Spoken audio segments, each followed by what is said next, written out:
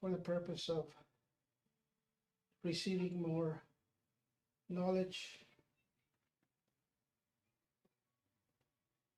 we're asking you, Father, for the necessary blessings that we require in order for us to understand and fulfill our hearts and our spirits with the truth in the gospel of your Son, Jesus Christ.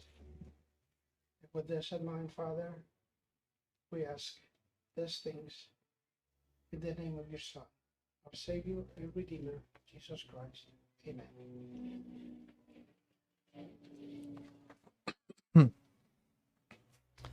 Thank you, Renato. It's great to start off the Sunday just like that, tuning in to something beautiful. As you know, today we have our Spiritual Sunday, and that means we get to ponder a little bit for a couple of minutes about one topic. Then we have a little meditation, followed by passes, which really is just a laying of hands, a beautiful transfer of love and spiritual energies to all of us if we so choose. After that, we'll have plenty of time to chat, to talk, to interact. So stick around if you want to. Kids are playing outside, having fun, as it should be on a Sunday. So later on, they might come in too. So do not be surprised if they do. But today, what we really wanted to talk about for our Spiritual Sunday is this idea of possibilities. I don't know about you, but I feel sometimes that this world of ours has gotten so pragmatic and so busy that sometimes we struggle a little bit with thinking that we have enough time, that we have the availability, we have the possibility to do things that we want to do good things for the world. And so today, I want to talk to you about a miracle. One of the many miracles that Jesus did while he was here with us, the miracle of multiplication of fishes and loaves. And I want to talk about that, not from a fishes and loaves perspective, but really from a mind perspective, from a possibilities perspective, because the reason why that story sometimes stands out to us so much is that it seems impossible. How can you possibly multiply things? And while we are obviously very interested in finding out how bread and fish could be multiplied, what I really would love to talk about is multiplying our mindset of possibilities, of being able to know that we can do things, and how should we go about that. So if that's okay with you, we'll talk a little bit about this miracle of multiplication of loaves and fishes. I'm going to use the Gospel of John here, chapter 6, and you can read that by yourselves too, verses 1 to 14, if you feel inclined to go home and think about this. Today I'm going to use the New International Version translations. There are many different translations of the New Testament, as you know. You can pick yours, and I picked this one today because it's easy to understand. This is the miracle that's sometimes also known as feeding the 5,000. There are other feeding miracles out there in the Bible, but this is the feeding the 5,000, multiplication of fishes and loaves. So why I think that is interesting? Well, let's dive in. And we will do that quickly, because I also know that we could spend a whole day talking about this, the imagery and the symbolism in these miracles that Jesus performs in the Bible are really powerful, and I think we're only beginning to unveil the spiritual sense of them. Of course, they were meant to catch our attention, and catch our attention they did, but there is something more than just multiplying food. While that's very important, there's something about multiplying spiritual nourishment for the soul. So let's see if in the next couple of minutes, we'll do it really quickly, we won't go through the whole thing. Let's see if we can get some sort of message from that for our daily lives, right? If that's okay with you, I'm going to read these chapters, these verses, just 14 little verses. They go quickly, and then we'll think about this. But what we want to pay attention here, this is no spoiler alert, is to the people in this parable, right? So let's let the fish and the loaves, the bread, aside for a second, and just focus on the people that are in this story, right? So let's do this. So sometime after this, Jesus had done many different things. Jesus crossed to the far shore of the Sea of Galilee, which is a big lake, but it was a sea back in the day. It was also more water back in the day, right? And a great crowd of people followed him because they saw the signs he had performed by healing the sick. By this time, he is famous. People know everywhere that he's healing people. So everywhere he goes, he's got an entourage. It's the equivalent of the paparazzi, right, of the day. Wherever he goes, people want to know what's happening to him because they want to gossip, they want to throw him on the bus. But there are a lot of people who also are just seeking some healing, some solutions. So everywhere he goes, there's a group of people behind him. Then Jesus went up a mountainside and sat down with his disciples. The Jewish Passover festival was near. There's also symbolism there, but we're going to leave that aside for now. When Jesus looked up and saw a great crowd coming toward him, he said to Philip, "Where shall we buy bread for these people to eat?" You got to remember, there were no 7-Elevens. There were no Uber Eats. You couldn't deliver food quickly, especially to 5,000 people, right? And all of a sudden, these people are just following him because they are drawn to his magnetism, to this hope that they haven't felt in a while, which we could use today a little bit of. And they just want to spend the whole day. But you know that you can't have 5 people the whole day with you without food because things don't work out well, right? So he asks Philip, "Where shall we buy bread for these people to eat?"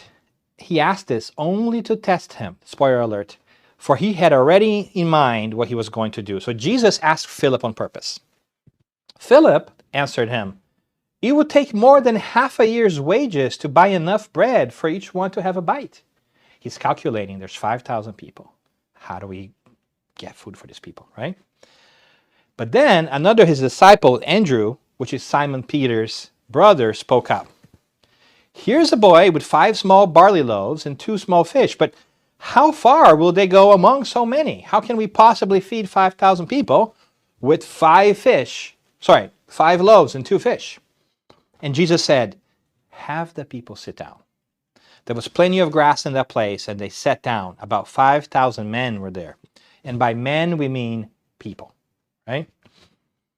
Jesus took the loaves, gave thanks, that is to say, he prayed over it, he concentrated, talked to God about it, and distributed those who were seated as much as they wanted.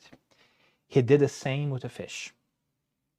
When they had all enough to eat, he said to his disciples, "Gather the pieces that are left over, let nothing be wasted." Oh my God, he just fed everything, there's leftovers. And he's having them pack the leftovers. So not only did he feed the 5,000, but he fed more than the 5,000 because there are leftovers. So they gathered them and filled 12 baskets with the pieces of the 5 barley loaves left over by those who had eaten them. Symbolism there again. We're probably not going to touch on that today. But after the people saw the sign Jesus performed, they said, "Surely this is the prophet who's come into the world." Like, oh my goodness, how can he possibly do that, right? All right, so that's the story. So who is in the story, right? We have obviously Jesus. We have his disciples that are around him. But of those disciples and the people who are around him, there are 2 people that stand out here a little bit, right? First, we have Philip, who he asked a question to. Then he had Andrew, who provided some sort of answer. And we had a little boy hanging around too, also important, right? Obviously, there were more people, right? But these are where the story focuses. So let's talk about this for a quick second. Because he said to Philip, "Where shall we buy bread for these people to eat?" Notice that he didn't say, "How or should we buy bread for these people to eat?" He said, "We're going to feed this." Jesus saying, we need to feed this. So how are we going to do it? And he said it to Philip because he knew, because Jesus was an excellent teacher, that Philip had a special lesson to learn that day that maybe we can also learn. Why did he ask Philip? It's interesting, isn't it? But he knew that Philip could benefit from that lesson. And then Philip answered, "It would take more than a half a year's wage to buy enough bread for each one to have a bite." And I think that's the answer of why he chose Philip. Philip clearly cared, otherwise he would not be following Jesus. But Philip was also worried about making things work. So he's calculating in his mind, there's 5,000 people. If we buy one piece of bread for these at 5,000, if each bread costs 1 denarius, then it's 5,000 denarius. Oh my goodness, we don't have that much money. And if we did, how could we possibly go right now? And there's nobody with 5,000 pieces of bread to be sold. How will I transport it over here? Philip had this wonderful mindset of making things happen and think about the detail. But because that was the case, he got overwhelmed. He could not find a solution. He says it would take more than half a year's wage to buy enough bread for each one to have a bite. Being a man that's thinking about how to make it happen, he couldn't find a solution to that big problem that was in front of him, so he broke down. Sounds familiar? Sometimes that happens in our lives. We have big, hairy problems in front of us, whether they are personal problems, whether they are social problems, and we just don't know how to do it. How do we end homelessness? Nobody has an answer. How do we end hunger? Nobody has an answer. How do we stop a war? Nobody has an answer. And sometimes we don't do anything about it. How do we stop gun violence? We don't know. And so we just pray, which is great. But what else could we do? So Philip has that ability to think about things, but he can't move forward. But what happens? Hearing that conversation, another of his disciples, Andrew, Simon Peter's brother, speaks up. He says, "Here's a boy with 5 small barley loaves and 2 small fish. But how far will they go among so many?" Now, Andrew is slightly different, or in slightly different mindset that day from Philip. Andrew, notice, also does not know how to solve the problem.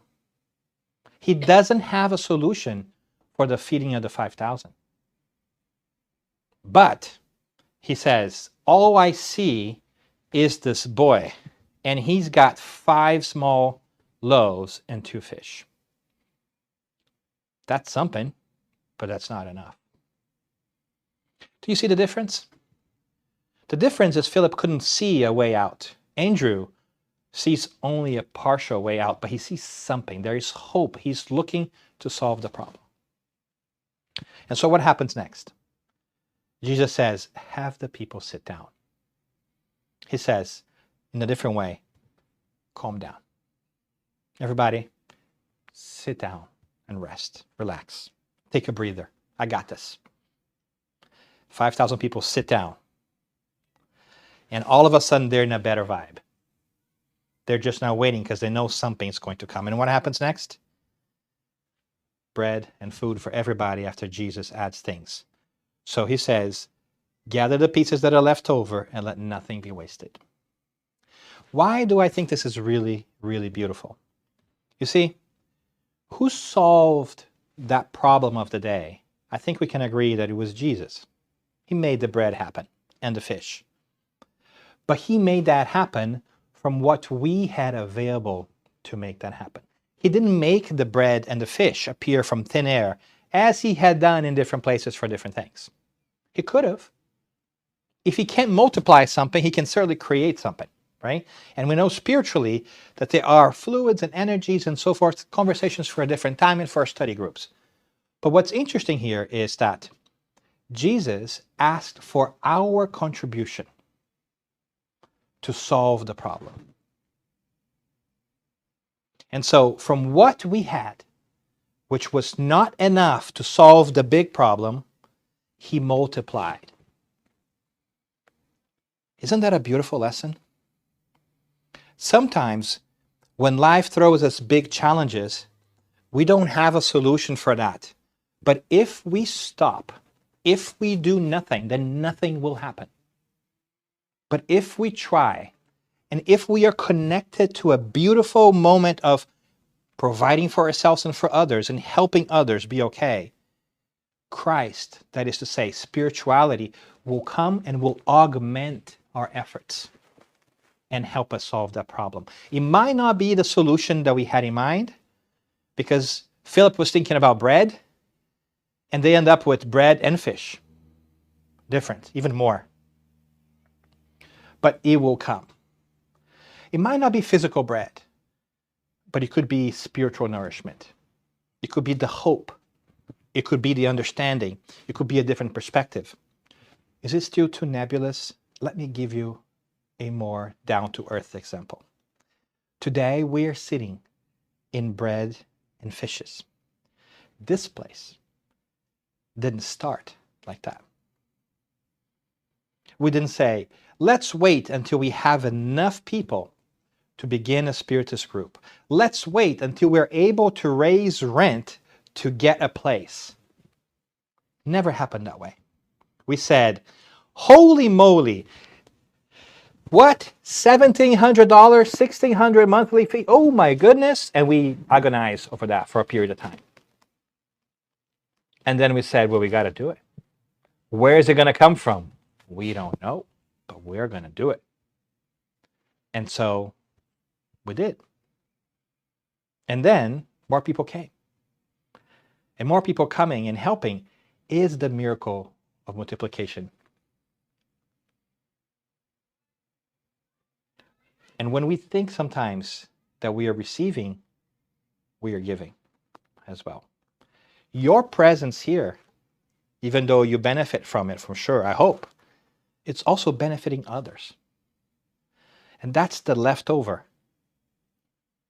Because the multiplication that started with this, I'm just giving the example because it's right in front of us, of this group, it continues to go. Let's not waste it. Let's make the best use of the time and the space that we have here to give more people a chance to experience the things that we have experienced, that is to say, to eat the bread and the fish that Jesus has given us, that is to say, to see spirituality and Christianity in a different way, to feed our souls with the certainty that life goes on, because that's the leftover. We eat it once, but we take it with us, and let's not waste it. Let's not just do it here once and forget about it in a day-to-day. Let's know that we have to kind of just start and then figure things out. And that's a beautiful message. Jesus also knew he was, yes, teaching Philip a lesson, but he was also teaching us a lesson. So let's not let the leftovers from the lesson from Philip, which also meant to us, be gone to waste. If you have your heart and mind and spirit in the right place, and you want to do something good in the world, but you don't know where to start, and you think that is overwhelming, do not be discouraged. Start with what's next to you. Start by finding your boy with 5 loaves and 2 fishes. Get you going, and then Jesus will come later and add things. So stop to think about this. Is there a moment in your life where you might be facing a solution that seems too impossible? What is it that you can do to change your mindset around this? Because, you know, if we take a little bit of a shift here, there's even this lovely book by Dr. Carol Dweck called Mindset, The New Psychology of Success, that is really great. And in it, oh, look at that. Okay, now she appears there. Thank you, Carol, for showing up. In that, she talks about the studies that she has done on the psychological front to understand mindset. And she comes forth with to make things easier for us, 2 sets of mindsets, a fixed mindset and a growth mindset. In a fixed mindset mode, you believe that your abilities are carved in stone. That's it. You were born intelligent or you are not. You were born friendly or you are not. You've got them. That's it. And in the growth mindset, you believe that your abilities grow if you apply yourself to them. You might not know today, but you can just work at it. And in it, she goes through studies, and she studies students and so forth, and she shows that students who have a fixed mindset, who are told that they're smart or they're not, sometimes have fear of taking on challenges because they worry that if they do not succeed at a challenge, they will find out, or worse, to have other people find out that they are not capable. So what do? They don't do it at all. They avoid the question. As the tests get harder, these people with this mindset, they try not to do it because they are worried that they will not be enough. However, those who have a growth mindset might be challenged by that growth and say, ooh, it's getting harder. Let me see if I know this. They're open to taking that because they know that life's challenges are not a sign of personal failure, but one of growth.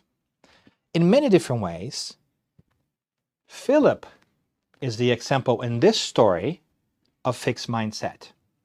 He cannot move forward because he cannot find out how he's going to buy bread for the 5,000.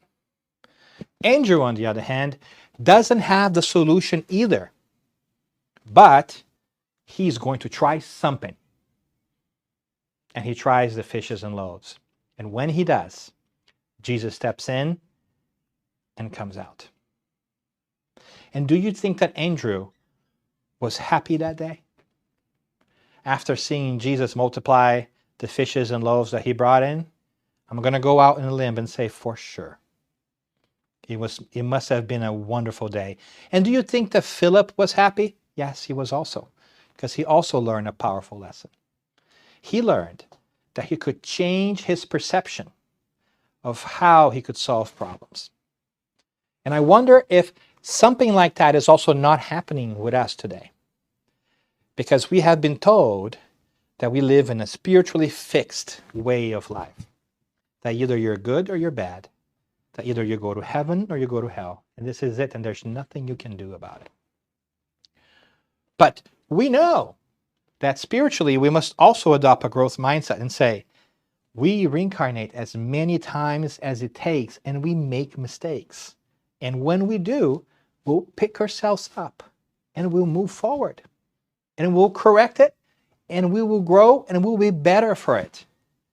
And in doing that, as we grow, we are going to give others around us the tolerance and the space to also make mistakes and still be accepting of them, because we know that what they do is not who they are. Because who they are is immortal spirits that have come from God, like us. And so, I wonder if this miracle of multiplying fishes and loaves atop of the mountain on the Sea of Galilee really is a call for us to pay attention to our spiritual selves and the room to grow that we have and that others have around us. And for us to not be discouraged by the things of the physical world that sometimes will tell us that we cannot do things. You know what? I can't volunteer just yet. I need to finish earning my retirement. When I retire, I will spend more time doing my things that I really want to do. I really can't donate that money to that effort now because I'm saving that. Or I don't have the time right now to do that other thing that I really want to do. It's just not possible. I really can't change jobs or careers because I'm too late in my life. Whatever it is, insert your own challenge here and check it yourself.